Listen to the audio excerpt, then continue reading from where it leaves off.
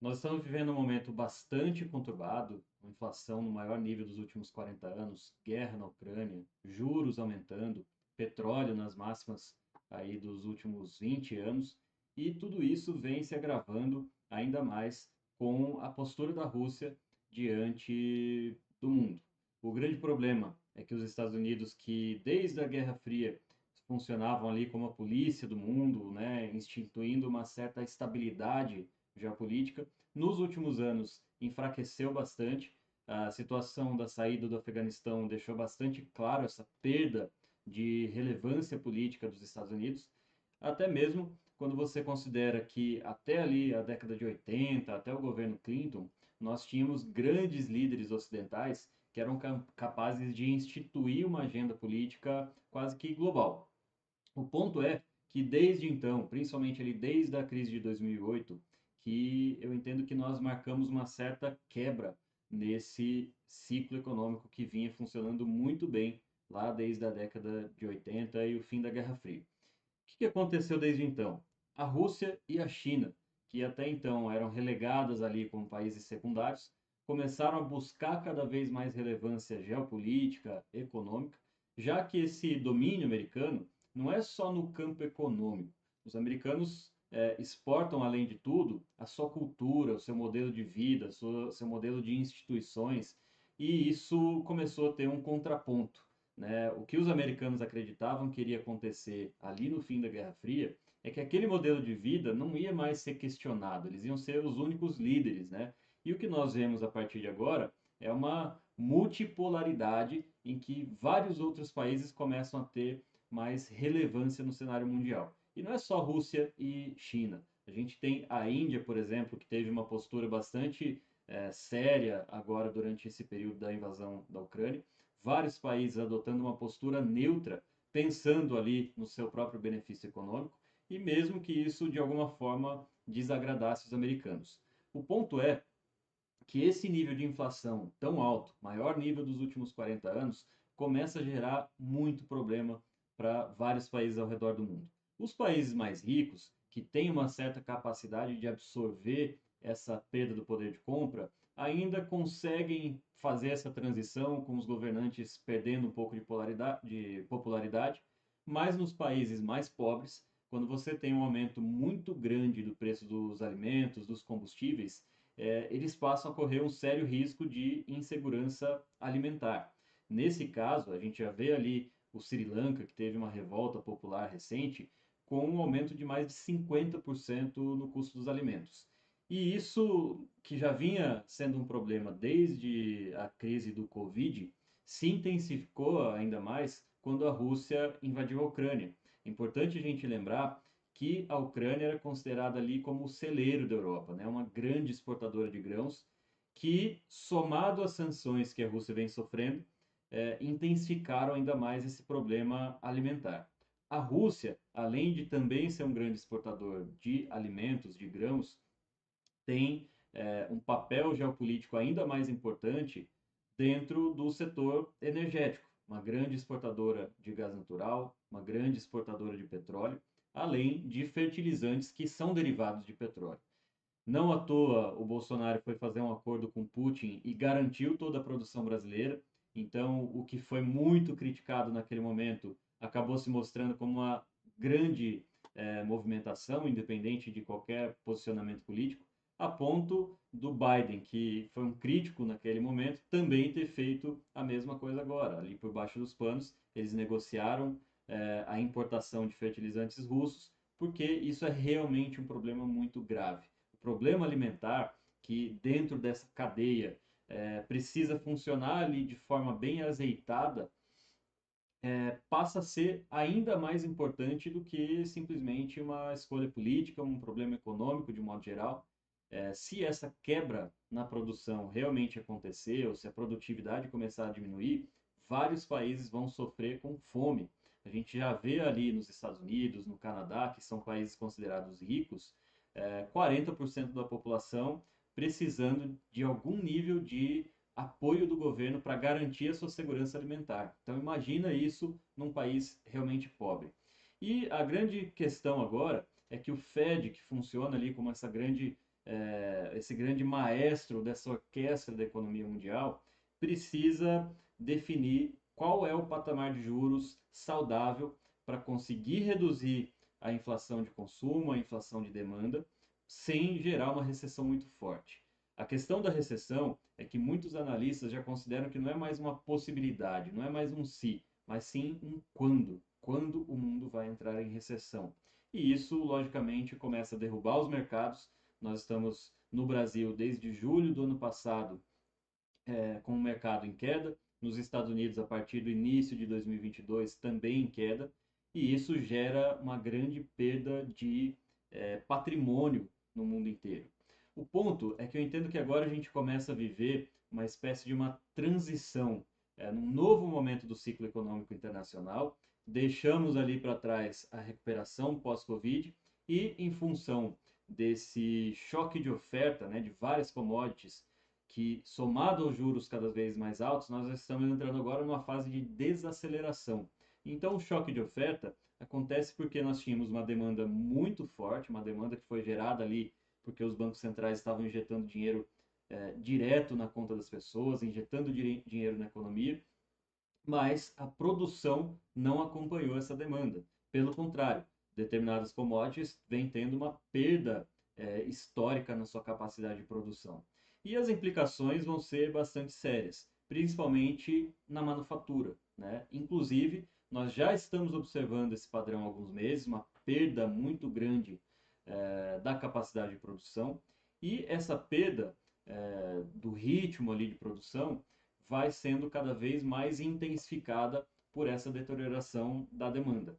Conforme os estímulos vão diminuindo, as pessoas vão tendo menos poder de compra, vão tendo menos confiança, então os dados de confiança do consumidor começam a deixar muito claro essa perda drástica da confiança do consumidor e, por consequência, toda a cadeia produtiva, toda a cadeia de consumo começa a se readequar a essa nova realidade. Os níveis de desemprego nos Estados Unidos, que estão historicamente super baixos, lá por 3,5%, devem, com o passar do tempo, voltar a subir, e isso porque o Fed precisa gerar pelo menos uma mini recessão ali para diminuir esse poder de compra. O ponto é que a inflação teve dois setores que foram os principais responsáveis aí por essa maior alta dos últimos 40 anos, sendo o principal deles o setor de energia. O setor de energia, petróleo, gás natural, ele, por conta dessas políticas verdes, de modo geral, muitas dessas petroleiras estavam impedidas de manter o mesmo nível de investimento na sua produção. Então, historicamente, a demanda por petróleo vem se mantendo relativamente estável, seguindo o aumento populacional, mas a oferta vem sofrendo vários baques nos últimos anos. Nós tivemos a Venezuela, que era um grande produtor de petróleo, tendo uma queda muito drástica na sua produção, tanto por conta das sanções quanto por conta do problema que gera quando eles não conseguem manter o mesmo nível de investimento, o mesmo nível de tecnologia. Mesma coisa com o Irã, que também teve uma queda na sua produção. E agora na Rússia, pela primeira vez, aconteceu uma situação diferente. Muitos acreditavam que a Rússia teria uma queda drástica na sua produção e exportação de petróleo, mas o que aconteceu é que eles conseguiram manter ali uma produção alta, uma exportação ainda mais alta, porque eles foram obrigados a vender o petróleo com desconto em relação ao preço praticado internacionalmente, e os grandes beneficiados disso foram justamente a China e a Índia, que vêm adotando uma postura cada vez mais neutra em relação às diretrizes, por assim dizer, americanas. O ponto é que a invasão da Rússia na Ucrânia, para mim, representa uma grande quebra dessa Pax Americana, né? Até então, se acreditava que nós não veríamos mais democracias guerreando com democracias. Lógico que é bastante questionável considerar o Putin uma democracia, mas ele já começa a abrir um precedente, inclusive para uma invasão da China em Taiwan. Mais um caso de não ser mais um se irá invadir, mas quando irá invadir. E isso começa a gerar uma reação em cadeia em vários países ao redor do mundo, especialmente na Alemanha e no Japão, que adotaram uma constituição mais pacifista desde a Segunda Guerra Mundial e começam a se ver agora bastante preocupadas, não só pela questão econômica dessas implicações, mas também pela sua própria existência, né? Se a Rússia resolver invadir a Europa, a Alemanha tem dependência energética e não tem um grande potencial defensivo nesse momento. Mesma coisa com o Japão. O Japão, constitucionalmente, não tem o direito de ter um exército de agressão. Então, eles têm o chamado exército de defesa, né? E, logicamente, que eles podem formar isso rapidamente, mas eles não têm mais nem vamos dizer assim, a prática da guerra, né? Coisa que a Rússia vem sempre entrando em guerra, Estados Unidos vem sempre entrando em guerra, e isso começa a gerar uma série de implicações geopolíticas e até mesmo a gente pode considerar que está se formando uma nova ordem mundial. Até então, desde o fim da Guerra Fria, nós tínhamos ali o bloco dos países livres, né, chamados países livres, os países que eram capitalistas, seguiam ali a cartilha americana. E isso, como eu comentei, eles vinham ali, naquele momento, de vários líderes mundiais de peso, né? Margaret Thatcher, Ronald Reagan, Bill Clinton, que eram líderes capazes de empurrar uma agenda ocidental. Isso, aos poucos, foi gerando essa decadência política, a gente não tem mais grandes líderes de peso no mundo ocidental. Na verdade, são líderes que não são capazes, muitas vezes, nem de manter um certo nível de influência no seu próprio país e que dirá gerando ali uma certa unidade internacional. Enquanto isso, nós temos Rússia e China num perfil bastante parecido ali de autocracia, né? Só que isso traz algumas vantagens para esses países. Entre elas, a capacidade de fazer um planejamento de longo prazo. Ninguém acredita que a Rússia resolveu invadir a Ucrânia nos últimos 6 meses. Provavelmente eles já vinham planejando, se preparando para fazer isso ao longo de anos. Não à toa, eles estabeleceram ali grandes reservas de ouro, reservas de grãos e conseguiram, de alguma forma, manter ali a sua capacidade produtiva.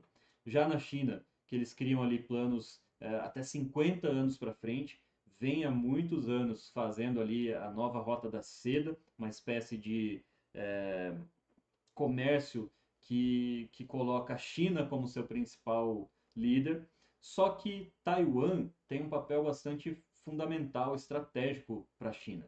Taiwan, por ser uma ilha próxima ali à zona costeira da China, tem a capacidade de bloquear todo o acesso marítimo à China. Por isso que a China se preocupa tanto quando os Estados Unidos dizem que vão defender Taiwan, quando o Japão diz que vai defender Taiwan, porque a Taiwan acaba funcionando como essa primeira barreira para essa região super importante da China. E caso a China realmente invada Taiwan, provavelmente o Japão deve interferir de alguma forma, ou no mínimo ficar bastante preocupado. O ponto é que a Europa, de um modo geral, e vamos dizer assim, o Ocidente, de um modo geral, vinha adotando ali uma política bastante inocente, por assim dizer, né? A gente tinha ali a Rússia e a China como verdadeiros lobos, né? Preparando o terreno, se preparando para a guerra, se preparando para a guerra não só bélica, mas a guerra cibernética, a guerra econômica. Enquanto isso, o Ocidente estabelecendo ali diretrizes muito mais irrealistas, no meu ponto de vista.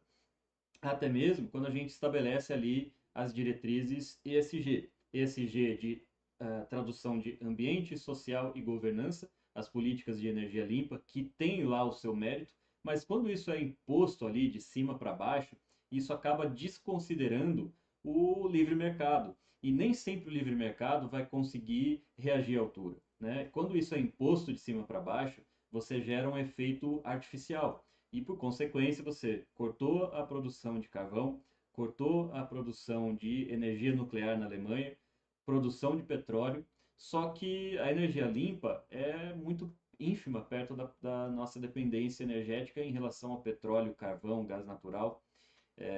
E isso acaba gerando um problema muito sério, como que nós estamos vivendo agora.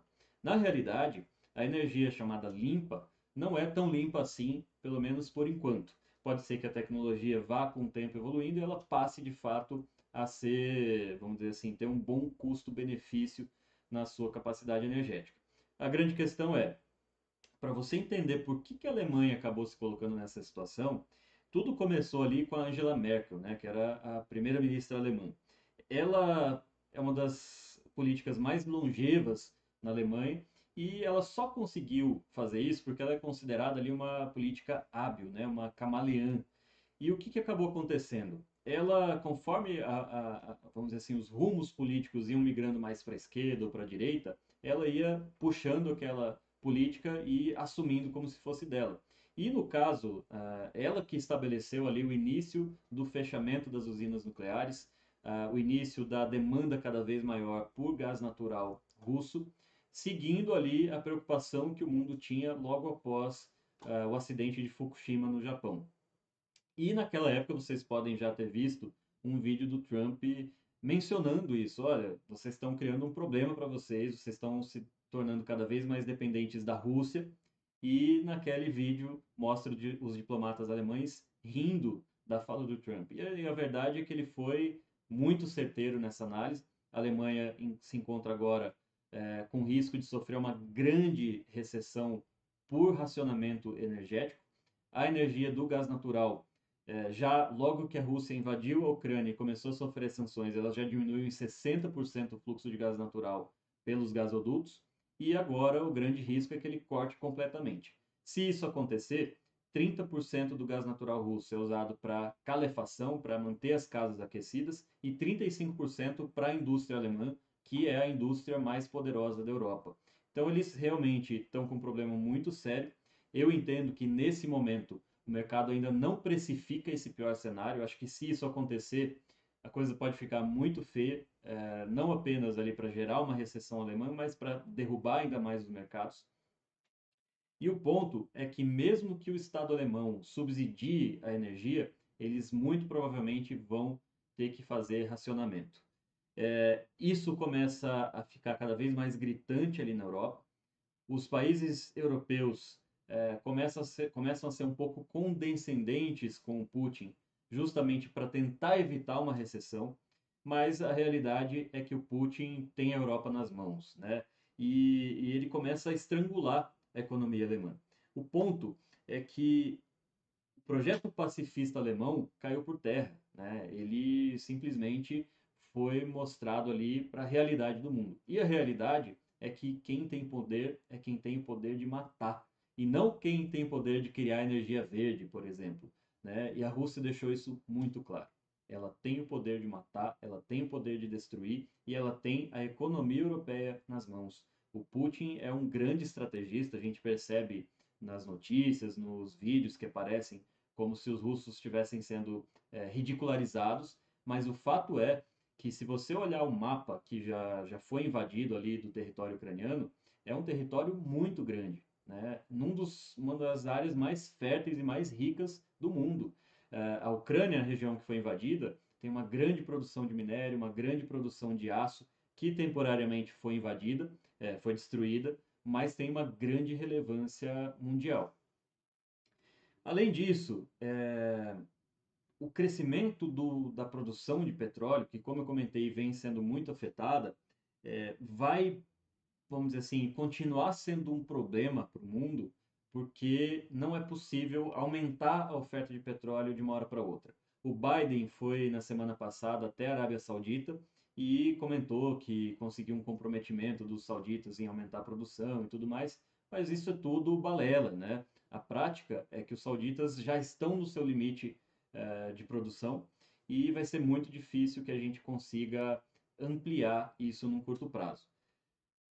Lembrando também, né, o Biden foi eleito prometendo cortar essa produção de petróleo de xisto, que é um pouco mais poluente, e nesse momento os Estados Unidos têm uma queda muito grande também na sua produção. Então, olha quanto problema foi gerado quando se estabeleceu ali artificialmente essa a produção de petróleo como um grande inimigo mundial. E a realidade é que o petróleo vai continuar sendo muito importante, muito útil ainda por muito tempo.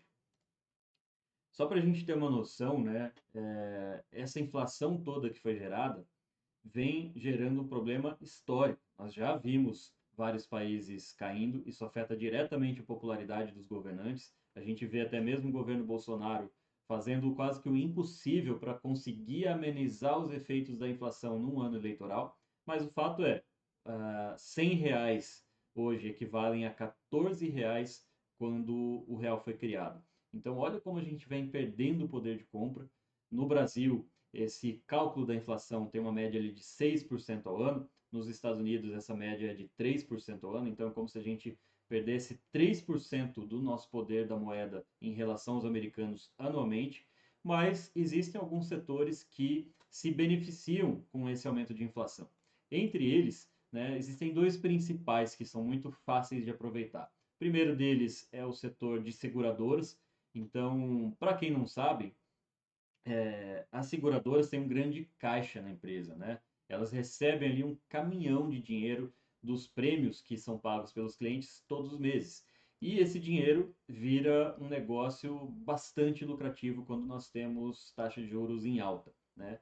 Essas parcelas que vão sendo pagas pelos clientes, né, como antecipação ali para o caixa da seguradora, fica posicionada no CDI, fica posicionada em renda fixa, né?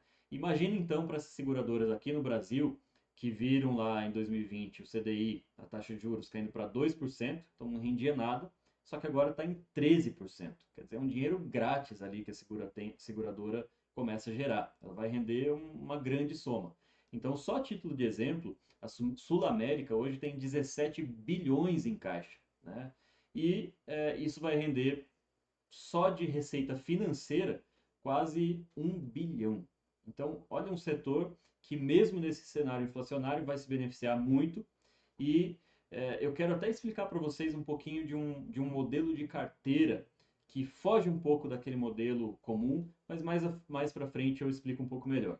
Segundo ponto, segundo setor que se beneficia bastante com isso, é o setor de bancos, né? O setor de banco ganha dinheiro como? Né? Ele vai lá e te oferecer um CDB pagando, vamos dizer, 100% do CDI, e quando você vai pegar dinheiro emprestado com ele, vai ser 15 vezes mais, né? Então ele ganha nesse spread entre o que ele empresta e o que ele recebe. O que ele empresta, obviamente, é muito mais caro, né? Então ele pega esse dinheiro que foi arrecadado e vai usar ali para fazer empréstimos dos mais variados. Então, quando você tem um aumento da taxa de juros, ele começa a ter uma melhora nesse spread. O risco, no caso dos bancos, é que teoricamente, se você tiver um país entrando em crise, tem um aumento na inadimplência. Mas ainda assim é um setor que naturalmente começa a se beneficiar disso. Nos últimos dias, a gente vê, por exemplo, Banco do Brasil Seguridade, Banco do Brasil, Itaú, tendo movimentos muito fortes de alta, porque quando o mercado percebe que a inflação está cada vez mais persistente, generalizada, e muito provavelmente vai pressionar os bancos centrais a aumentarem a taxa de juros, naturalmente esses setores começam a se beneficiar. Então, isso é um exemplo de movimento setorial que nós aqui vamos buscar. Só a título de exemplo, como que funciona uma carteira padrão de corretora que é negociada, né, nas corretoras, nos bancos, para o cliente de varejo?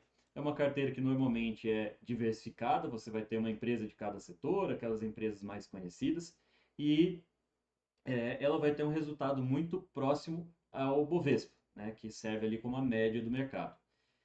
Só que, normalmente, o que nós vamos buscar aqui é a chamada de super performance, né? Uma performance que bata e muito o índice de referência.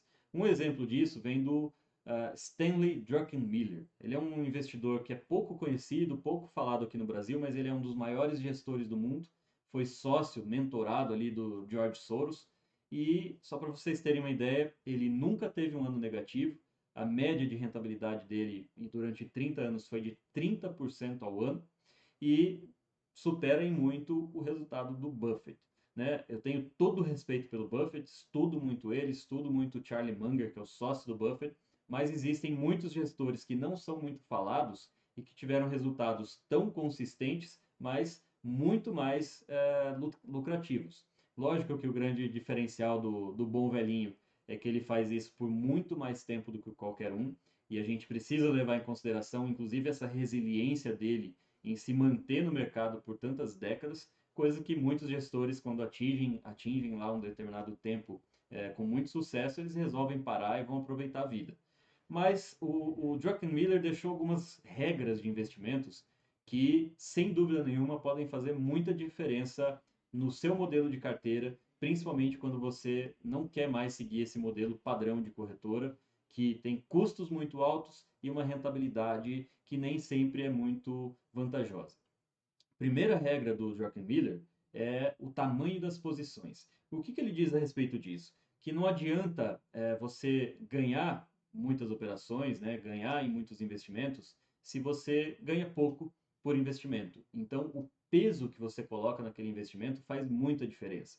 Um exemplo disso é que muitas vezes você vai ver influenciadores que comentam ali, ah, eu tinha uma ação aqui que dobrou de valor, só que ele tem 50 ações em carteira. Então, não faz grande diferença você ter lá uma ação que representava 0,5% do seu patrimônio, dobrar para 1%.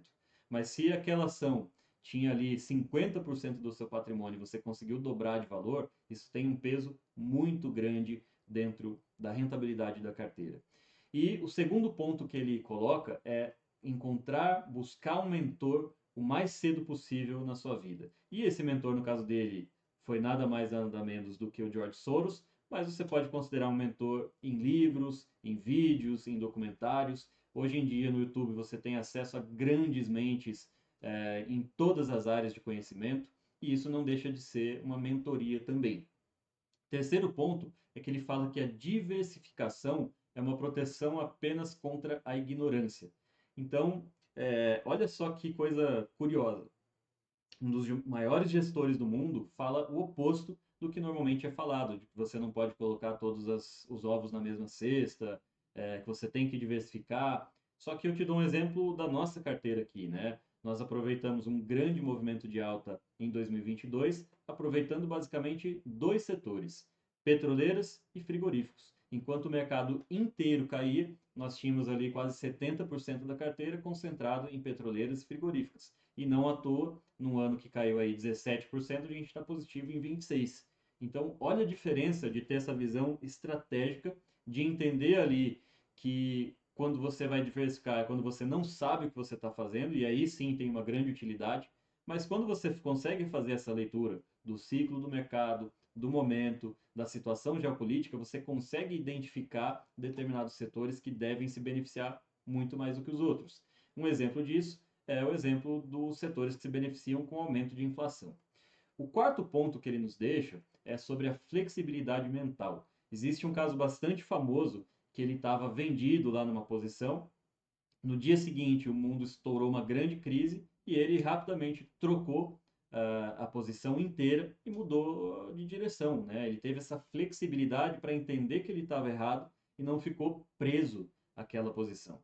E isso mostra bastante o quinto ponto, que é o quinto que ele chama de reforço dos erros, né? É você ter essa humildade de olhar onde você errou e não colocar aquilo para baixo do tapete para conseguir evoluir a sua metodologia de investimentos.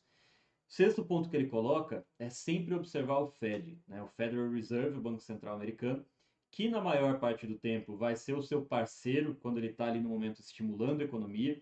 Eu achei bastante interessante pensar nisso, porque essas regras de investimento foram colocadas lá atrás, né? Foram criadas 20 anos atrás, mas elas caem perfeitamente para hoje, né? Para o momento que a gente está vivendo agora. Nós tivemos aí vários anos do Fed incentivando a economia, injetando dinheiro, é, estimulando, né, toda a cadeia produtiva, mas no momento em que nós entramos agora nesse processo inflacionário e ficou nítido que a economia está superaquecida, o Fed deixa de ser o seu parceiro e ele vai agora exercer a sua função de banqueiro central. Ele vai precisar desacelerar a economia, vai precisar aumentar o nível de desemprego e nós precisamos nos adaptar a isso.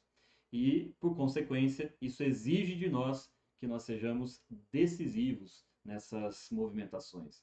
Eu vejo frequentemente gestores, analistas, influenciadores comentando: ah, essa empresa vai passar bastante tempo agora sofrendo.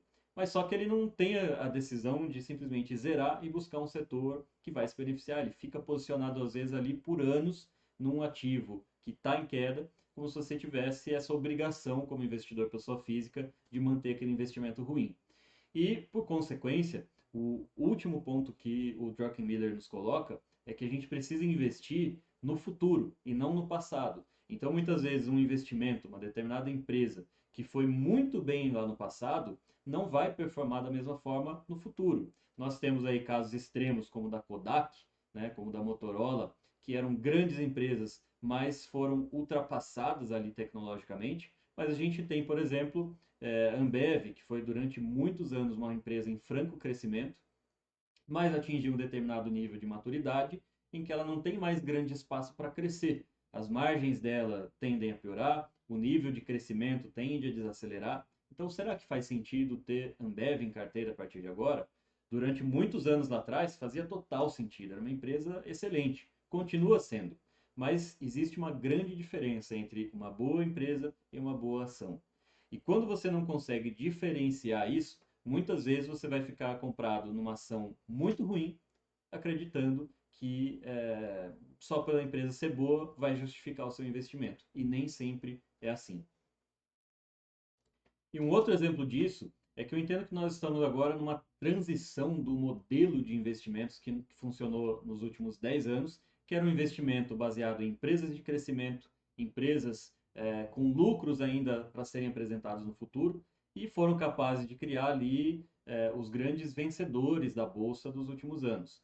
O ponto é que agora que nós estamos vivendo um momento diferente do que foi vivido nos últimos 10 anos. Eu comentei várias vezes, né, sobre como o Fed injetou dinheiro na economia, deixou os juros baixos, facilitou o acesso ao crédito. Então, isso gera naturalmente excessos, né? Esses excessos ficam bastante visíveis quando a gente viu, por exemplo, o Neymar comprando uma fotografia do macaco por 4 milhões de dólares. Pô, faz sentido você investir nisso? Será que é um negócio tão real assim?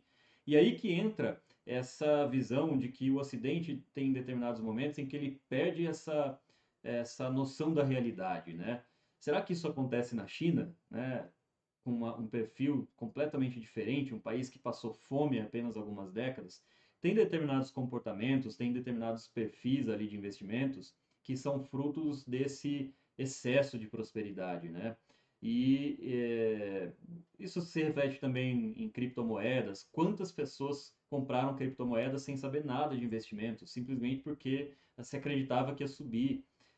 Isso tudo é reflexo desse excesso de capital na economia. Era dinheiro muito fácil. Startups que não tinham nenhum resultado comprovado sendo precificadas em milhões, em bilhões de dólares. Então a realidade agora é completamente diferente. Quando você já começa a ter essa escassez de economia, o que acaba valendo de fato no momento que a gente vive agora? As empresas que são ligadas à realidade da vida. Empresas de alimentos, empresas de saúde, são os setores que estão mais subindo no momento que a gente está agora. Empresas defensivas, empresas mais tradicionais, empresas que não têm tanto chamariz ali, não são tão disruptivas, não são famosas, mas elas têm essa capacidade de se mostrarem super consolidadas no momento de crise. Isso é uma grande reflexão que eu deixo, porque muitas vezes até mesmo os gestores, os analistas, os podcasts, os vídeos que a gente começa a ver, vão seguindo esse fluxo, né, esse oba-oba do mercado financeiro. Só que o papel da indústria do mercado financeiro é estar constantemente te vendendo uma nova ideia, te vendendo uma nova empresa, fazendo você investir, fazendo você gastar corretagem.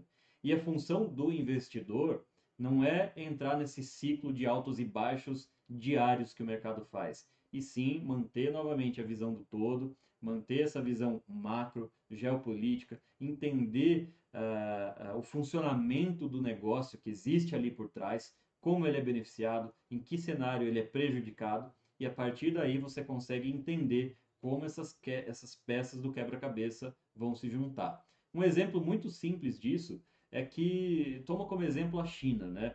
Muitos países, muitos analistas precificando que a China vai entrar em crise agora, e realmente ela está numa situação bastante delicada, mas o governo chinês não funciona como o governo ocidental, né? Eles estão no momento em que eles precisam crescer pelo menos 5,5% ao ano para absorver a população rural que começa a migrar para as cidades e, portanto, se eles não conseguirem atingir isso, eles começam a ter problemas sociais.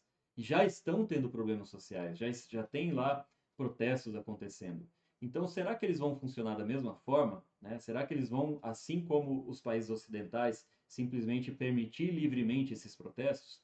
Provavelmente não. E, por consequência, quando a gente tem acesso aos investimentos ali na China, a gente precisa levar em consideração quais são as possíveis atitudes do governo chinês para sair dessa situação. Muito provavelmente eles vão investir pesado, da mesma forma que os bancos centrais ocidentais fizeram durante a crise, vão liberar estímulos, vão deixar quebrar quem precisa quebrar, e, por consequência, cabe a nós nos adaptarmos a isso, e não simplesmente falar, bom, essa empresa é boa e vou ficar comprado nela independente do cenário que se mostrar. Isso acontece inclusive com grandes gestores, né? Com grandes gestoras, com grandes instituições financeiras. E por isso, por conta dessa maior complexidade do mundo nesse momento, é que essa compreensão da geopolítica, essa compreensão da dinâmica entre os países vai ser cada vez mais importante. Não dá mais para a gente ficar preso numa bolha, simplesmente analisar só os Estados Unidos ou só o Brasil e esquecer do que acontece no mundo.